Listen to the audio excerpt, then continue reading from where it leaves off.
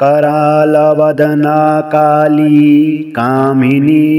कमलालया क्रियावती कोटराक्षी Kamaksha कामसुन्दरी Coppola च कराला च काशी कात्यायनी कुहू कंकाली कालदमनी करुणा कमलार्चिता कादम्बरी कालाहरा कौतुकी कारणप्रिया कृष्णा कृष्णा प्रिया कृष्णा पूजिता कृष्णा वल्लभा कृष्णा पराजिता कृष्णा प्रिया च कृष्णरूपिणी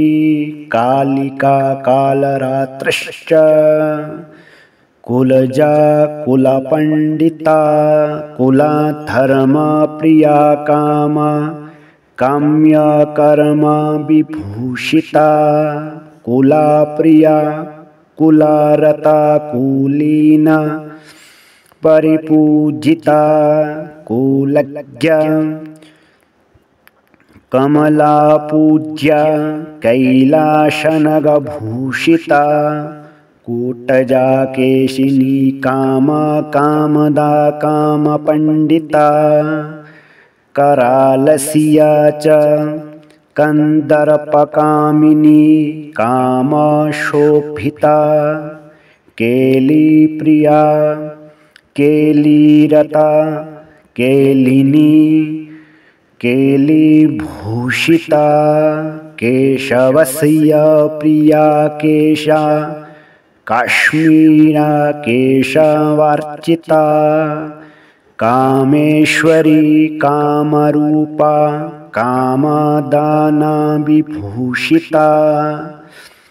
कामाहन्त्री कूर्ममासा प्रिया कूर्मादिपूजिता केलिनी करकीकारा करमुर्मानि सेविनी कटकेशरमध्यस्था कटकी कटकार्चिता कटप्रिया कटरता कटकूर्मा निषेविनी कुमारी पूजनरता कुमारी जनसेविता कुलाचारा प्रिया कौला प्रिया कुलानिषेविनी कुलाचारा प्रिया कौला प्रिया कुलानिषेविनी कुलीना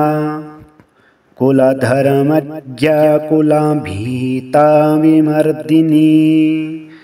कामधर्म प्रिया कामा नित्या कामस्वरूपिणी कामरूपा कामहरा काममन्दिरा पूजिता कामागारा स्वरूपा च कामाख्या कामभूषिता क्रिया भक्तिरता कामा काञ्चिनी चैवा कामदा कोला पुष्पाम्बरा कोला निष्कोला कलहान्तका कौशिकी केतिकी कुम्भी कुन्तिला दिविभूषिता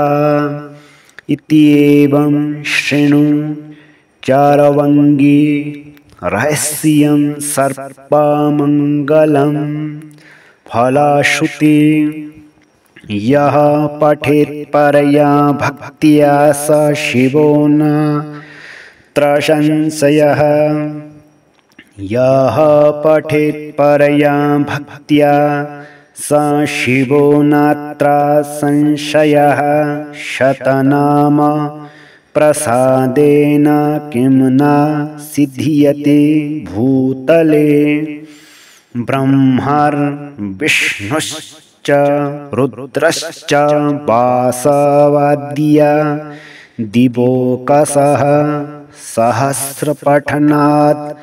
देवीः सर्वे च विगतज्वराः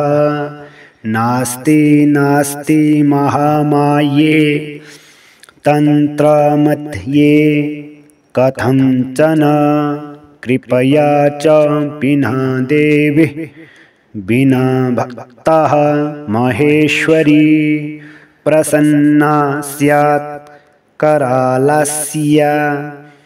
स्तव पाठा दिगंबरा